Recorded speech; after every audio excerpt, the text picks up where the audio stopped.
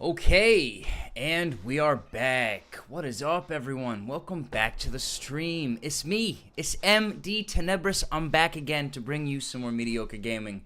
Below me on the screen, I have two links. There is a red link that's to my YouTube channel, the M.D.Tenebris Gaming YouTube channel. If you like what you see today, feel free to go and check it out. There's Polytopia. There's some Pokemon PTCGL gameplay if you like that. So feel free to go check out the whole back catalog. You can like, you can subscribe. If you click the bell, it will let you know when there are new videos available. The purple link is to my Twitch. That's where I am now. I'm here on Saturdays at 2 and on Wednesdays at 6:30. So if you want to come interact with me, join the chat, talk to me live, feel free to do it there at those times. There's also in the information box a link to a Discord channel. If you want to get me offline, talk to me about any of the games I play or anything in general, feel free to do it there. So today, I figured we'd do something a little fun. I figured I would do a breakdown of the game, go over what it is, where you can get it, what kind of things you can expect from it, why you might want to play it. I'm just going to be going over the very basic stuff of the game today.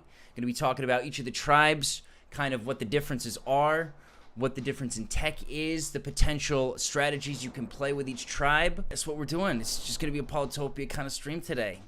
This is going to be a very long video, so I'm going to do it in two parts. This first part, today's video, is going to be about the regular tribes. Every single regular tribe that's in this game will be in this video. The next video, we will cover the special tribes. So, what is Polytopia? I want to start with that. Polytopia is a turn-based strategy game set in the strange flat world of the square. This is the blurb of the game itself. You can lead one of 16 distinct civilizations to victory by expanding your empire, right? You research tech, you take on opponents, you kill other units, you conquer their cities, and eventually you dominate the whole map. Now, if you're curious where I'm getting this information, this is the Battle of Polytopia official wiki. It is full of great information. It has basic stuff, and it has extremely advanced stuff like the mathematic calculations required to calculate how much damage you are going to do against an opponent unit. Obviously, if you look at the pages, they have all of this information. They have history of the tribes in the game. They have all of this different lore, right? They've put a lot of work into this. It's very fun. It's very cool to go and just like explore the wiki for Polytopia and just to like delve into this world. So, you can play in single player mode, you can play multiplayer mode, you can have up to 16 players in a game, right? I will give a word of warning. If you have a mobile account, it does not sync with your computer account, right? So where can you get this game? It's free on mobile, so you can download it for free on your mobile in the App Store, Android or Apple phone.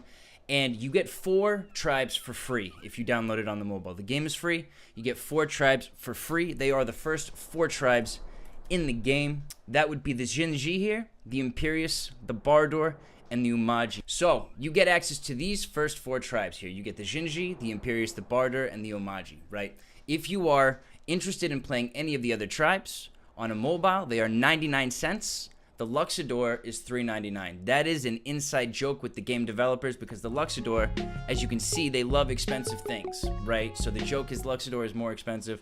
You also have special tribes. Now on the mobile, the special tribes, they're $1.99 each, right? So they're a little more expensive than the regular tribes. And the rule on the mobile is if you buy it on the if you get it on the mobile, you cannot play multiplayer unless you purchase a tribe, right? So you have to spend 99 cents or $1.99 to purchase one of these tribes if you want to play multiplayer on the mobile. If you don't want to play multiplayer, you have access to the perfection mode, the domination mode, and the creative mode. On the computer, it's $14.99 to buy the Battle of Polytopia game. You can get it from Steam, you can get it for Windows, you can get it for Mac. And the reason it's that is because with the game on the computer, you get all of the regular tribes. So you get access from Xin-Xi down to Yadakk. You get all of these guys included in that $14.99 price. These tribes are a little more expensive. They're $2.99 when you are getting them on Steam. The Moonrise Deluxe Bundle, it starts at $40. I don't know why I have a discount for some reason, but it basically gives you everything. It gives you all of the special tribes, all of the skins in the game. There are 3 skin packs. They cover 3 tribes each, and then there's the Illyrian pack, which is the newest one, which is a special skin for a special tribe. We're going to go through each tribe. Each of the tribes has differing starting tech, they have differing terrain, they have differing aesthetic, they have differing resource spawns, different cities, different units, different monuments. So they all technically start, all the regular tribes, they have the same tech tree, right? The special tribes have a different tech tree. That's what makes them special. But every single regular tribe has this tech tree. And each of them, because each of them has a starting tech that is different, it gives each tribe a very different vibe. So let me go over the text quickly because economically wise, they go in order. So you have organization, which will give you 1 population. You have farms, which give you 2 populations. The windmills will give you 1 population for each tile surrounding the windmill that has a farm. The second one we're going to go over is the forestry one. So you start with hunting. The hunting will give you 1 population every time you harvest an animal. For 3 stars, they had to nerf it. For 3 stars, you can build a lumber hut on each forest tile, right? This will give you 1 population per lumber hut. And mathematics gives you this building, the sawmill. The sawmill gives you, it's 1 population per lumber hut that is surrounding it. So you want to have your sawmill in the middle of your lumber huts. You want to have your windmill in the middle of your farms. Likewise, the third route is you have the mines, right? So each mountain has a chance to spawn metals. If you have metal on a mountain, you can build a mine. Each mine costs 5 stars to build, gives you 2 population, right? Farms cost 5 stars, they give you 2 population. So that's why lumber huts only give you 1, because they only cost 3 stars.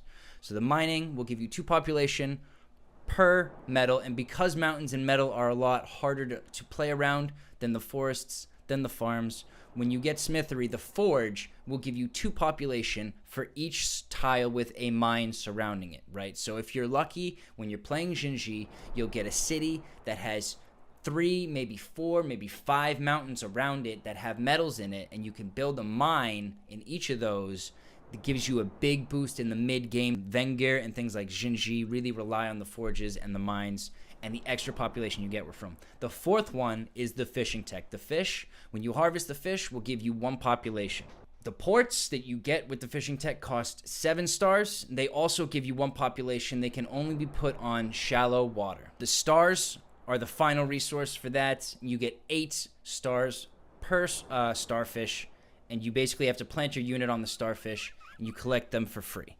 So each of the trees that gives you economy, the fishing tree, the climbing tree, the organization tree, and the hunting tree, they all give you a gradual, step-by-step way to evolve your economy when you follow that tree. Now, you don't have to play that tree. You can start Xin-Xi, and you can buy organization if you want, or you can buy hunting if you want. With your starting stars, you start with 5 stars when you start a game. Unfortunately, because you have spent your 5 stars on the tech, you cannot then collect the resources because the resources cost 2 stars each to collect, which is why when you have a turn 0 tribe like the Imperius, they start with a tech like organization. They can then use their 5 stars to collect those resources and level up their economy. So that's how the early game works for a lot of these tribes.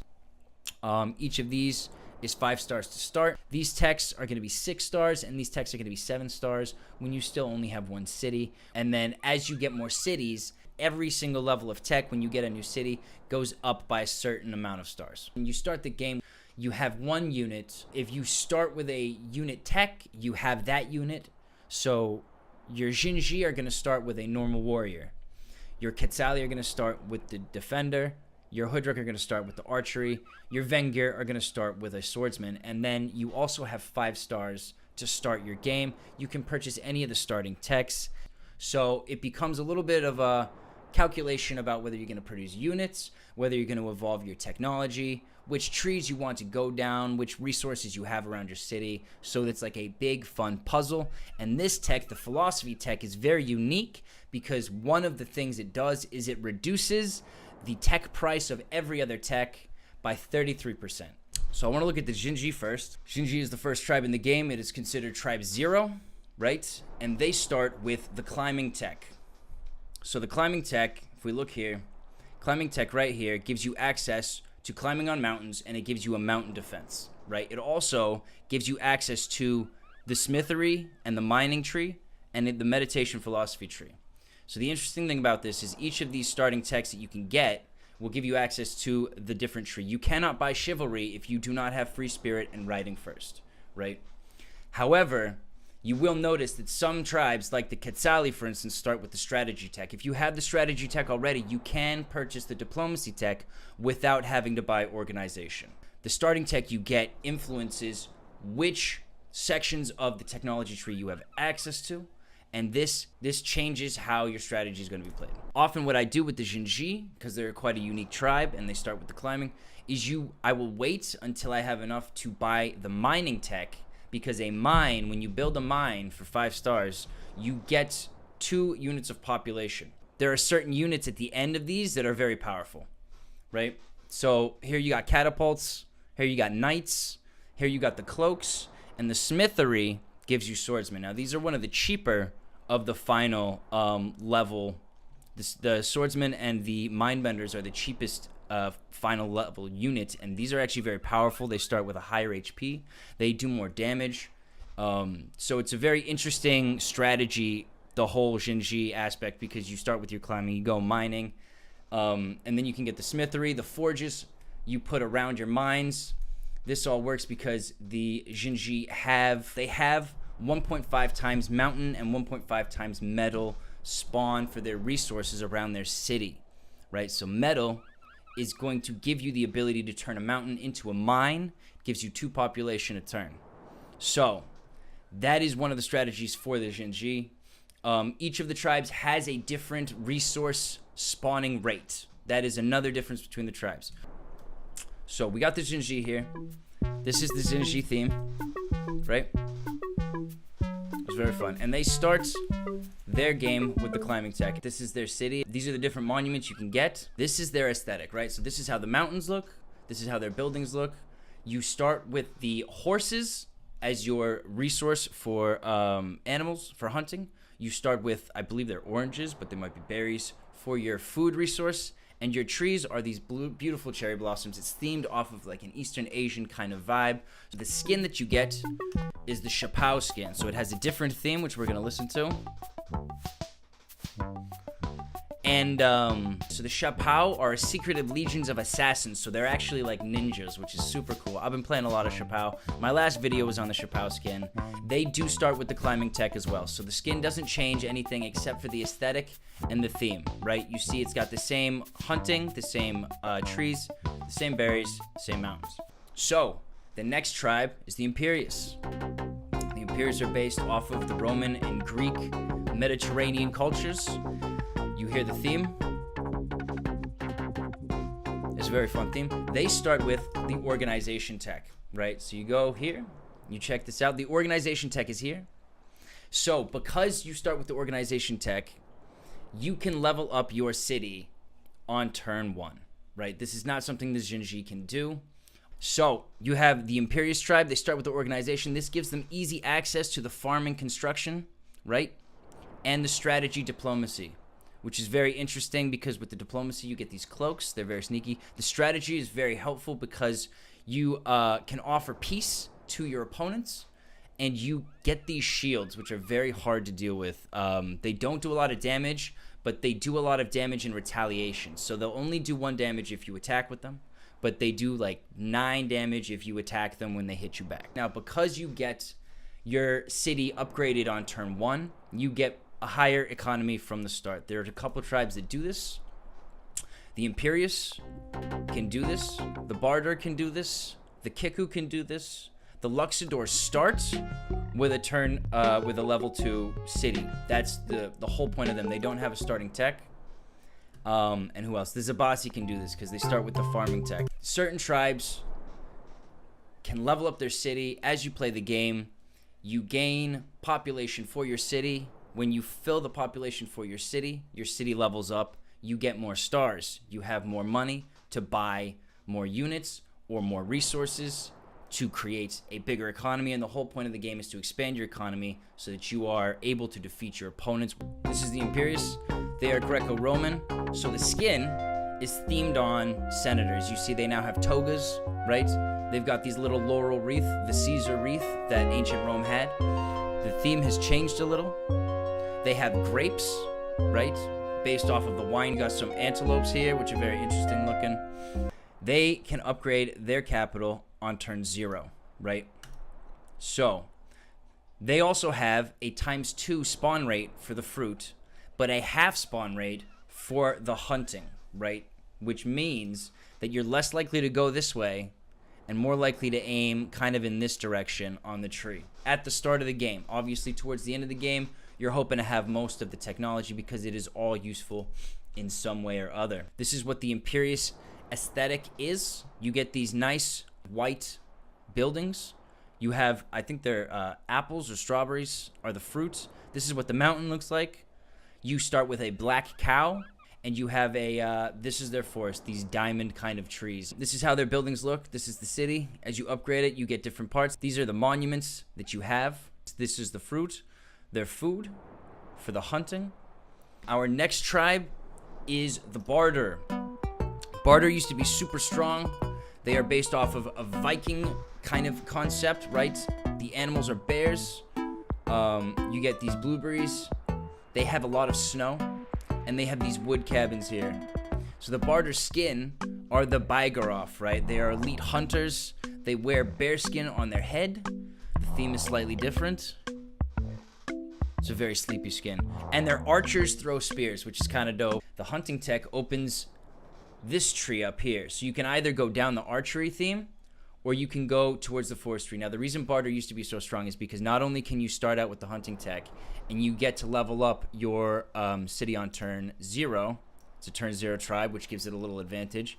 You can go straight into the forestry tree here, right? And the forestry, these lumber huts used to only cost 2 stars. They now cost 3 stars. They had to nerf them because Bardur was very strong. This is the aesthetic. You got the bears, you got the log cabins. It's a very northern. This is how their mountains look. Now, something I learned today is when you click on the tiles of a tribe, it creates a noise effect. Each one's different, right? So the Bardur have like blowing wind and howling wolves that you hear when you select the tile. Each tribe is a different one. Ties in with the music kind of vibe. Often people will go hunting, forestry, and then you end up having easy access to mathematics. The sawmill, similar to the forge, you build the sawmill around your lumber huts. So each of these trees kind of chains nicely together. You get the farms for Imperius. You can now build these windmills around the farms that give you more population. So the idea is as you advance through the tech tree, each of these kind of gives you more access to a stronger economy and more population to further advance your own civilization. These are their buildings, as you saw. These are their monuments. So the Bygoroth have grass on their buildings. They're more wild. The next one we're going to be talking about is the Oumaji. This is based on a Middle Eastern kind of vibe, a desert type people, right? They ride on zebras, which is kind of cool. They have palm trees. They have these kind of kiwi fruits. I'm not 100% sure. The skin for the Oumaji is pretty sick. The Condor Guards. This is kind of based off of Anubis. So they have these good dog heads. They ride on black cats. It's very cool. And this tribe, the Oumaji, start with the riding tech. This is the last of the 4 free tribes. These are just the free regular tribes that you get on the mobile game. You can play with any of these to start absolutely free. And the riding tech here gives you access to roads and trade. It gives you access to free spirit and chivalry.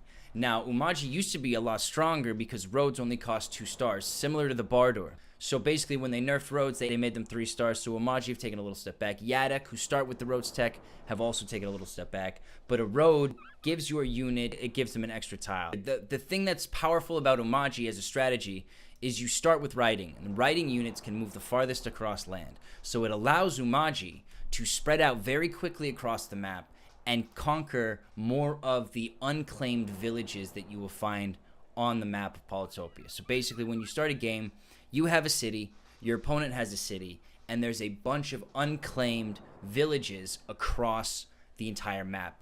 So Oumaji, because they have the riding, they can move farther with their horses, and they can collect more cities early, which gives them more economy. You get 1 star per city that you have. Every time you level that city up, you get an extra star. It will say next to your city how many stars you are earning from that city per turn. If an opponent unit is on your city, they're sieging that city, they can claim it on the next turn, and you do not get stars from that city when they are sieging it. You cannot get resources from that city in the form of stars. So Oumaji do not start in a way that allows them to level up their economy from the city. It allows them to travel out far and conquer more cities, gain more power over the map, but they have a weaker economy in the start, right? This is how their village looks. These very interesting looking buildings. I used to live in a country which had buildings like this. They're kind of like limestone, stone-based buildings. You have the gold mountain here. You have the zebra with what looks like palm trees. And these look like kind of kiwis, right? They look like kind of kiwi fruit. It is considered to be a lower mid-tier tribe because it starts with the riding tech, so it cannot level up its economy early. So Oumaji have a 0.2 times forest and 0.2 times wild animal and 0.5 times mountain resource spawn rate, right? This tends to be because once you buy an organization tech for Oumaji, you'll see that when you have that kind of space around your city, you can get these farms. Farms give you 2 population, so Oumaji often will go the farming route after their first tech of riding for free. The riding, these guys have a special trait that means when they attack, they can also move. So you can move your horse in, you can hit someone with your rider, and then you can flee again. And because they have a weaker defense, they're easier to kill. So if you left it there, it would take more damage. So often people will use the riders, they'll swing in, they'll hit, the retaliation damage will come in, and then they will flee. The Saja fruit, so it's a cactus fruit, right? So this is how their civilization looks. These are their monuments. As you can see, very kind of Egyptian style, very Middle Eastern style buildings. And the condor, ride on cats, they're very cool. These are the condor buildings. These are the condor monuments. So that's the Oumaji in a nutshell. What do we have next? We are now bordering on the regular tribes that you do not get for free on mobile. All of the regular tribes are free with the Steam version of the game. So if you go on Steam and you buy this game for $14.99, you get all 12 of the regular tribes with the game. That's where the price comes in. The mobile game is free. You only get to play with 4. So we're now moving on to tribes that are not for free on the mobile, but come with the Steam game. So the first one of these is the Kickoo Tribe. This is a turn 0 tribe. They start with the fishing tech. They have a native kind of theme. I believe it's meant to be Polynesian / Native American. I'm not 100% sure. They do have the feathers like the Native American headdress would have. They start with the fishing tech, and their skin is the ragu skin. The cool thing that they do with these themes, if you listen to the theme, is they kind of subvert it. They play the same notes, but they subvert it for each of the skins. So you see this has a little bit of a more minor feel, but it's very kind of similar, right? And these are meant to be pirates. Pirates would be more Caribbean based. And you end up with this beautiful theme. You get pirate hats for all your people, and your ships have pirate flags, which is very cool. So the Kickoo starts with the fishing tech. This allows them to harvest fish. They have a 0.5 times mountain, 1.5 times fish, and a 2 times water spawn. That means every starting city that you have, when you start the game, your city is guaranteed to have 2 tiles of water, regardless of where you are. Each of those tiles will have a fish in it, which means that you can claim both of those fish, and you can level up your city on turn 0. And this is the theme as we were talking about. The fruit is a banana. The animal is like a jaguar. You have palm trees again.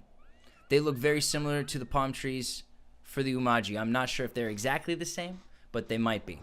And then the mountain is a very interesting, it's kind of like a pile of rocks, which is kind of cool. Very unique aesthetic the Kickoo have. Having access to the fishing tech gives them easier access to the sailing and navigation tree and the aquaculture, aquatism tree. They should have changed aquaculture here. This is from, they did a update recently, Path to the Ocean patch. This used to have a different tech inside of it as well, which was considered, which is why I got the name aquaculture. It is just a rammer boat now, right? So these units are units that can go on the ocean. So obviously, if you're on a land map, you only have the 2 water tiles next to your city. It's not super useful, but there are multiple different types of map in the game, spanning from, you have continent maps, you have archipelago maps, you have Pangea. There are several map types that have lots of bodies of water on them, which gives the Kickoo a little bit more of an edge on those maps. So you can get sailing fairly easily. There are also island cities, island villages that are unclaimed out in the water. The sailing allows you to get access to these quicker. Your sailboats do damage. They are archer units on the ocean. You have access to one of the stronger units in the game, the bomber unit.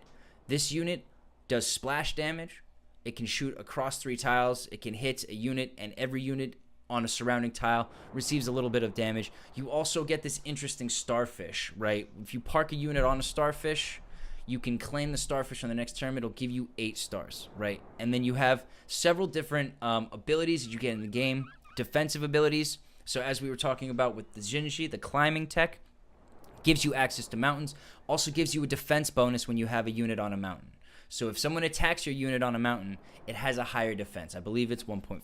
The same happens for aquatism with this tech. If you have aquatism, any of your units that are on the water have an increased defense bonus, right? So there are little ways that you can upgrade your units throughout the game, which is very cool.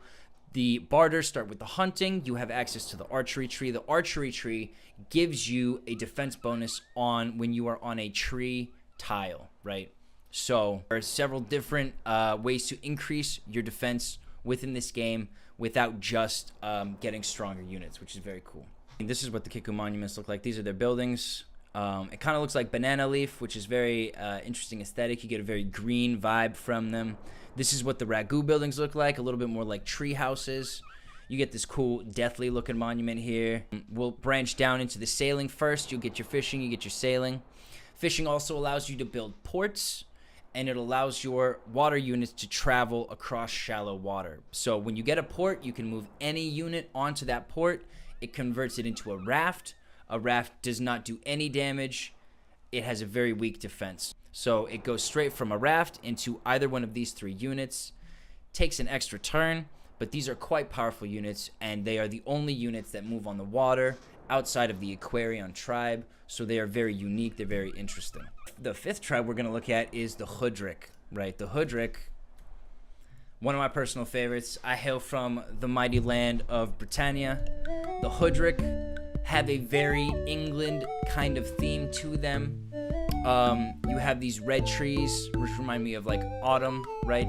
You have these raspberries as the fruit. They have these cattle, these big oxen that they use. So here is your typical Hoodrick tile. As you can see, all of the different yellow autumn leaves for the woods, right? And they start with the archery tech. So very fittingly, the skin is called the Yarthwarber skin, but they are very similar to Robin Hood vibe, right? So you basically just run around with these cool archers. You start with the archery tech, which means, as we were talking about earlier, you don't have to buy the hunting. You can go straight to spiritualism if you want. I don't recommend it. Spiritualism is not a very strong tech tree. You can grow forests and you can set up forest temples, but archers are a very interesting unit because they are ranged. They're one of the only land ranged units. They can shoot up to 2 tiles.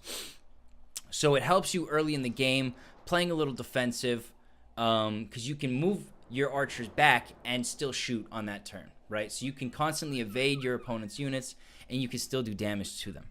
One of the things that's interesting about the catapult is the catapult cannot move and attack on the same go. It is the same with the bomber.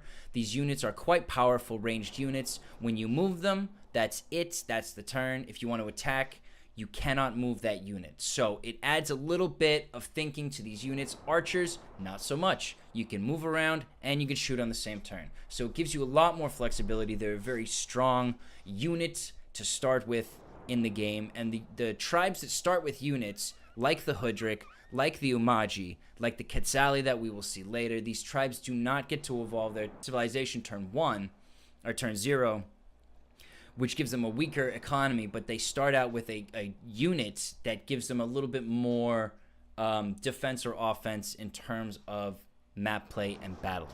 The Hoodrick have more forests.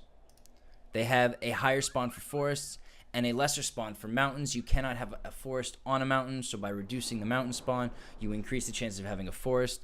This is because they start with the forestry tech, so all of their units have defense on the forestry, and it allows you to kind of go backwards to the hunting, build up into forestry. So often the Hoodrick will build in a similar path to Bardur towards this forestry as their main economic driver. This is what the Hoodrick buildings look like. This is what their monuments look like.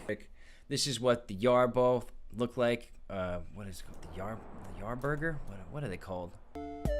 Yorthwolber.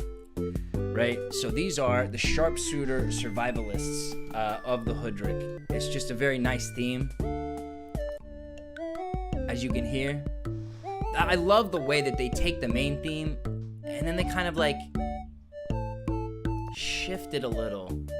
So it's similar. They sound very similar, but it's like entirely different. I absolutely love that aspect of them. It's very cool. Next up is the Luxidoor. This is a very bizarre tribe. It does not have a starting tech. Does not have any of these to start, right? You don't start with any of these. However, you start with a level 2 city, which means that you're getting 3 stars per turn right off the bat, rather than 2 stars per turn, which everyone else gets. That's why the turn 0 tribes are a little stronger, because they can level up their city turn 0, which means on their second turn, it's tough because of how they're described, but it's the first turn is referred to as turn 0.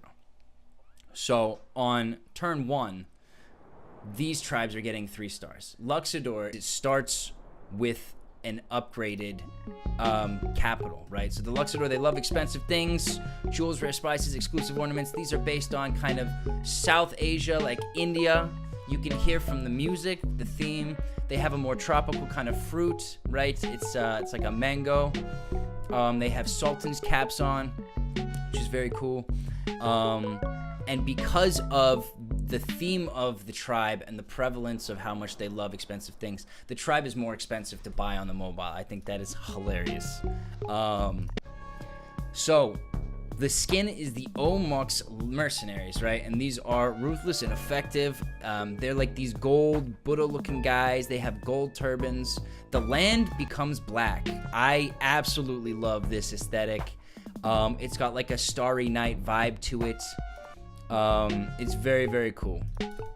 So the Luxidoor, 7th tribe in Polytopia, they start with a level 2 capital city, right? So you don't get a workshop. When you level up your city each time, you get to pick one of 2 things, right? The first one is between a workshop or an explorer. The second one is between a city wall, which gives you a defense when you have a unit on it, or extra resources. The third one is whether you want to have the border of your land expanded because you have your city. You start with an immediate ring of tiles around it. If you do the border expansion, you get another ring of tiles, right? Which sometimes will get you more resources. You choose between that or population growth, where you basically just fill up your population until you have 2 left that you need, because the level 5 that you get is you pick between a giant unit or a park, right? The park gives you an extra star per turn, similar to the workshop in the first one. Parks are very important for perfection game. They're not as relevant for all of the battle stuff. So that's how that works.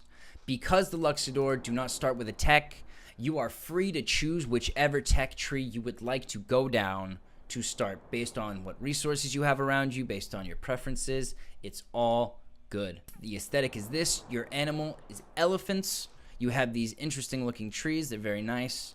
The fruit, again, it looks kind of like mangoes. This is your mountain here, and this is how your cities look. You have this very beautiful, interesting red city building vibe.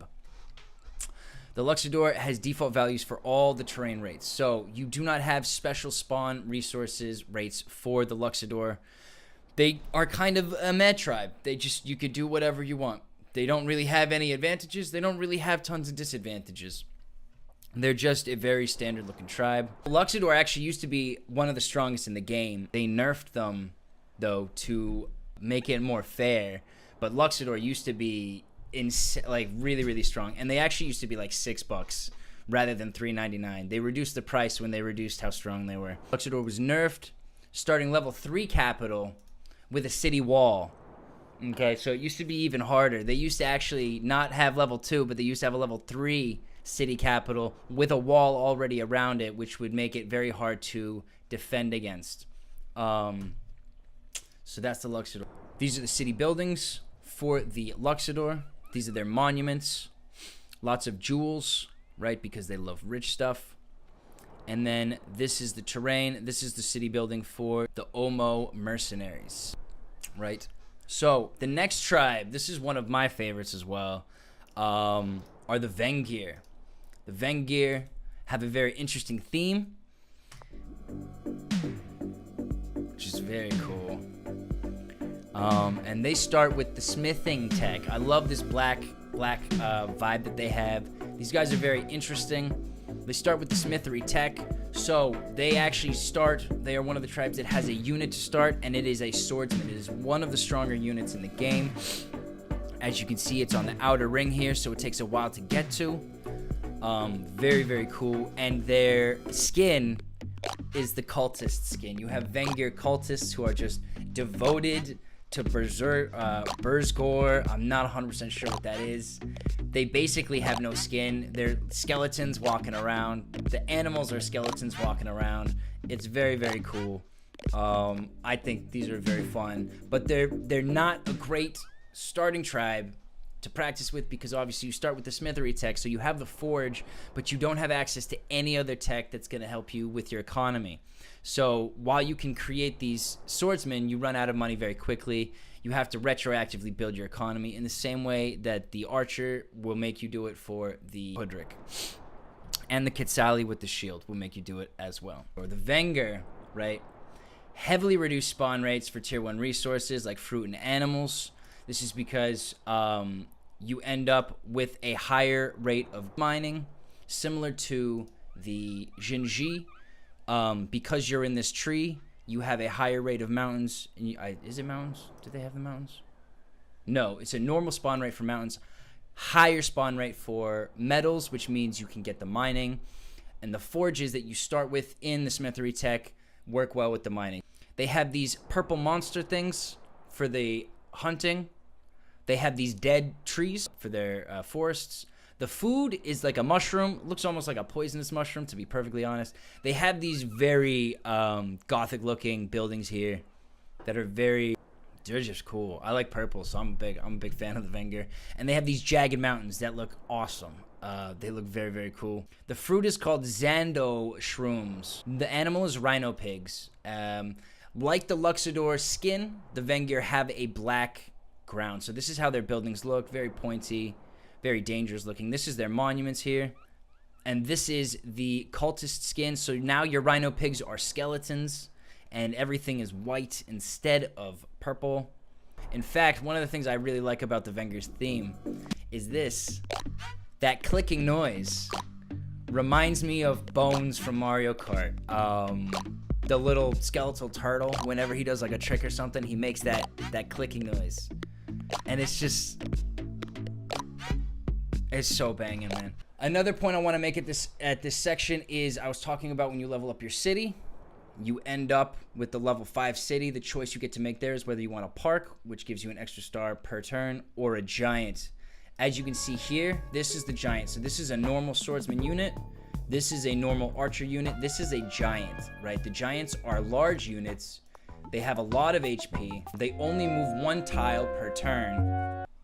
And they are similarly to your bombers and your catapults. These guys, they cannot move and attack on the same turn. So you can only move or attack. It's one of the limitations that makes them a fun unit to have to play around and strategize with. So, next up, we are going to be looking at the Zebasi. So the Zebasi is the 9th tribe in Polytopia. It's a regular tribe. It starts with the farming technology. That is this one here. So if you want organization, you have to work backwards.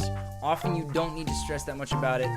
Farming gives them the ability to be a turn 0 tribe. You have 5 stars at the start. A farm costs 5, and it gives you 2 population. So you have the Zebasi here. They are more of an African-themed tribe. I'd say middle of Africa kind of vibe. You have these beautiful trees, and the Zebasi skin are the disciples of Anzala, right? So they prefer art and expression. It's a very colorful tribe. As you can see, the Zebasi have like a yellow, like a dead grass looking yellow kind of terrain style. The Anzala have a green, fresh green grass, but their farms are multicolored, their buildings are multicolored, and the fruit is like a kind of mango kind of thing. So, you can be a turn 0 tribe with the Zebasi. You can level up your city with a farm. They have a spawn rate for 0.5 forest, 0.5 mountain, and 0.5 fruit. That is because you don't want things spawning around your city, because when you get your farming tech, the farms are going to be on those spots. This is their aesthetics. So they have these interesting kind of clay stone buildings right here. They have a very rounded mountain. I'm not sure what the food is. They have giraffes as their hunting animal, and they have these beautiful kind of trees. Are they acacia trees? I'm not 100% sure. So this is how their buildings look. This is the monuments that you get. The Zebasi go from a giraffe to a lion. So you are now not riding the giraffe. You are not harvesting the giraffe. You are riding and harvesting the lion as your hunting resource and riding animal. And you get these beautiful colored farms. All of your buildings become very multicolored. The Anzala, the disciples of Anzala, like art and expressionism. They start with the farming tech here. Gives them easy access to the windmills, so you can actually get your level 3 economy going a lot quicker with the Zebasi. It's a very, very interesting tribe.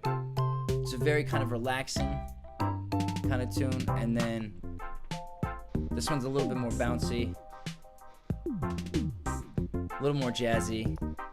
We love the music here. All right, so the next tribe is the Aimo. These are kind of based off of monk tribes, you know, maybe like Buddhist, Tibetan Buddhists and whatnot.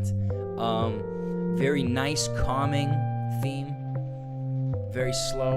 The tranquil and wise Aimo. They start with the meditation tech, right? And their skin is the Toli, would be like the monk warriors, I guess. So train their bodies and minds in the sturdy Bimba forests and are here to show their strength.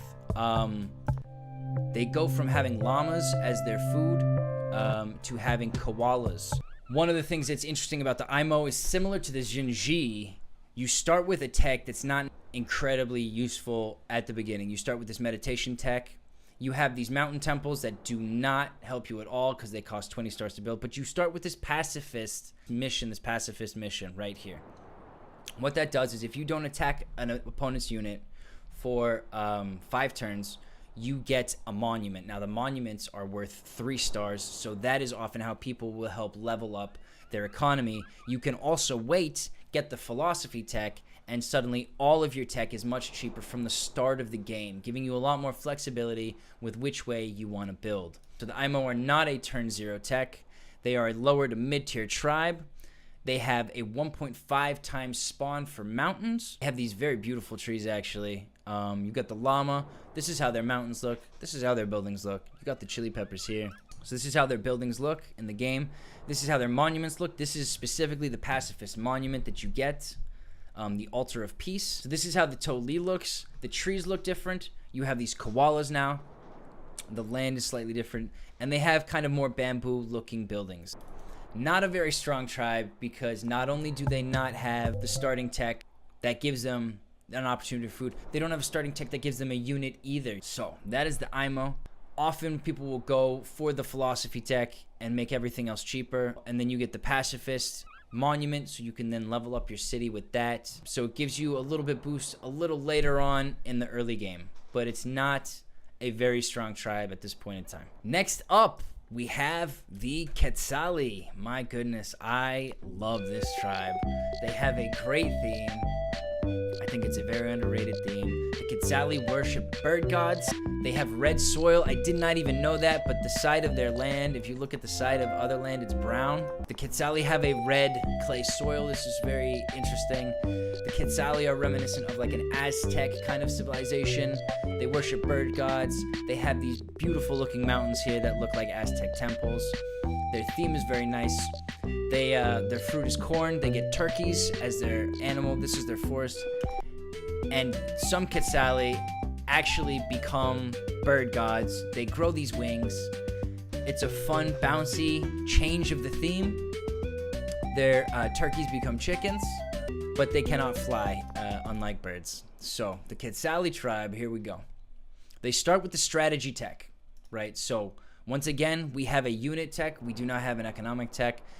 The strategy tech gives you a defender. The defender has a big defense. It has a very weak offensive attack. So if you attack one, the retaliation is strong. If it attacks you, does not do much. So they have a ×2 spawn for fruit, which is corn, and a 0.1 times for the farm. This is how their tile looks, right? So you got your corn, you got your turkey bird, you got your beautiful kind of clay temple here, you got your mountain, and this is the forest. This is how their city buildings look.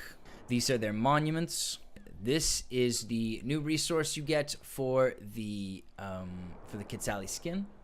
And the buildings become more like pottery kind of vibe. You see it changes, totally changes. They are not a turn 0 tribe. They are considered lower mid-tier because they do not have a strong economy, but they do start with a unit. It is not a very good offensive unit. He cannot attack when he moves. It's similar to the catapult, the bomber, and the giant. If you move a defender, you cannot attack. But the interesting thing is they do so much damage on retaliation that they basically become like a wall because it's not worth it to hit them, but it takes a while to have to go all the way around. So the next tribe is the last of the regular tribes. This is the Yadakk. And the Yadakk have a kind of Turkish theme to them, as you can see from the hats. They are nomadic species, and they live in the Kali Plains. They have a pretty good theme, but the real killer theme for the Yadakk is on the skin. This skin goes hard. This theme is so juicy. And these are the Urkhas, right? And these are Highland, they're criminal underground of the Yadakk, so they're like a mafia for the Yadakk. Similar to the underground assassins of the Shapao. The food changes, the animals change. The Yadakk, they have camels. They have these interesting buildings. They have like a lemon kind of fruit thing. When they become the Urkhas, they get like balls of lettuce instead, and they get these like curved horn oxen, kind of similar to the Hoodrick, but the smaller horns. The riders ride on those, and the Yadakk start with the roads tech. Now the thing that the roads do is when you use a road on a tile, you can connect a city to another city. This gives your capital, if you connect one city to your capital, it gives your capital one population, right? And you can get a monument when you connect 5 cities to your capital via roads or via ports, which the fishing tech allows you to do.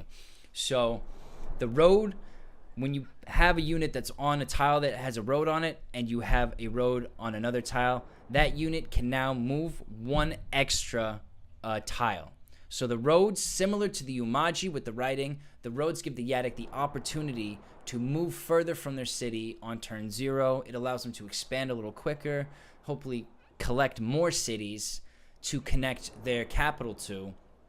And then obviously you would get your monument in the same way that the IMO get the pacifist monument. You can get the monument for connecting cities. That gives you 3 population. So while you don't start out with an economy, you do have this very useful thing. They added the bridges to the roads tech, which basically means when you have shallow water and you have land on either side, you can put a bridge there. This was a very new thing that came with the patch of the oceans. You could not do it before, and it allows the Yadakk to traverse more continents, more islands, and expand further. So similar to the Oumaji, the Yadakk are based on early expansion and trying to build your economy up a little after that, as opposed to many of the other tribes, which are based on building your economy up first and expanding at a little bit of a slower pace. So the Yadakk have 1.5 times fruit, they have 0.5 times forest, and 0.5 times mountain, which means a reduced forest and mountain rate. This is because forests and mountains hinder movement. You cannot move past a forest or a mountain. If you have a road on a forest, you can move past it, but forests are a great way to stop riders and knights. This is how they've kind of balanced this tribe. So each of the tribes have leaned towards a certain economy, towards a certain technology tree. The Hoodrick and the Bardur obviously would love to go for the forests. The Kickoo would love to go for the sailing. You end up with the Xin-Xi and the Vengir that like the mining and the forges. And you end up with Zebasi, Imperius, Yadakk, and Oumaji that kind of aim towards farming and organization. The Yadakk also have the 1.5 times fruit. So these are the city buildings. These are their monuments here. And then you get down to the Urkaz. This is the fruit. This is their oxen. Very big, bullish oxen. Almost like a yak, to be honest. And these are the buildings for the Urkaz. So that is all of the 12 regular tribes that you start with. 1, 2, yeah. Okay, so that is going to be it from me today. I hope that everyone that came along for the stream had a good time. I had a great time. I love going over this game. I love looking at all the different dynamics, all of the thought and care that they've put into it, and I love it. I think it's great, and I think more people will get a kick out of it. If I had to compare it to something, I'd probably say playing a regular tribe, similar to Age of Empires. If I had to compare playing a special tribe to a game, it would be like playing Age of Mythology, which is one of my favorite games. So, as I said earlier, stick around for part 2 of this video where we will be covering every single special tribe that is in this game and the available skins. Below me on the screen, I have 2 links. There is a red link. That is to my YouTube channel, the M.D.Tenebris Gaming YouTube channel. If you like what you saw today, feel free to go and check it out. You might already be there. I got videos on Polytopia, I got videos on Pokemon TCG Live, so whatever floats your boat, you can like, you can subscribe. If you click the bell, it will let you know when there are new videos available. The purple link is to my Twitch. That's where I am now. I'm here on Saturdays at 2 and on Wednesdays at 6:30. I also stream sporadically inside and outside of those times. But if you want a regular system and you want to know that I'm going to be here for sure, you can follow me in the Discord. I put stream announcements in the Discord. If a stream is canceled, it will be in the Discord. But yeah, come to Twitch. You can chat to me live. You can hang out. You can give me advice on my stupid moves in the game. And you can, yeah, feel free to follow and support the stream there. There is also in the information box a link to that Discord channel. If you want to get me offline, talk to me about any of the games or anything in general, you can do it at that spot. So, I'd like to thank everyone that came along for the stream today. And you, the viewer at home, if you're watching this on Twitch or on YouTube after the fact, I appreciate the support. I hope you're enjoying the content. Feel free to like and subscribe or to follow wherever you are. And I hope you're enjoying it. I hope to put out some valuable stuff for people. Wherever you are in the world, I hope you have a wonderful rest of your day, your Saturday. Hope you get a very good night rest tonight. I hope you wake up fully functional and pumped and excited to take on the rest of your weekend. That is going to be it from me today. This is M.D.Tenebris. I am signing off. So take it easy. Peace out and adios. Thanks for coming. Appreciate you.